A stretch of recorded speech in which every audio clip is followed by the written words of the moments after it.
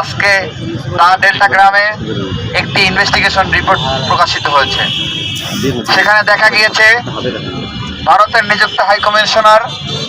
প্রণয় ভার্মা জুলাই বিপ্লবের সময় যখন কসাই হাসিনা, কসাই কামাল বাংলাদেশের উপরে বর্বরচিত গণহত্যা চালাচ্ছিল, ঠিক সেই সময় গণহত্যার নীল নকশা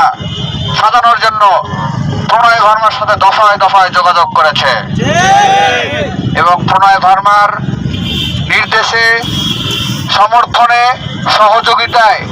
খনি হাসিনা বাংলাদেশের উপরে ইতিহাসের সব থেকে বর্বরচিত গণহত্যা সংঘটিত করতে সাহস পেয়েছিল। প্রণয় ভার্মার এই আচরণ বাংলাদেশের স্বাধীনতা সার্বভৌমত্বের জন্য হুমকি স্বরূপ, অবমাননা স্বরূপ। আমরা হুঁশিয়ারি করে বলে দিতে চাই, বাংলাদেশে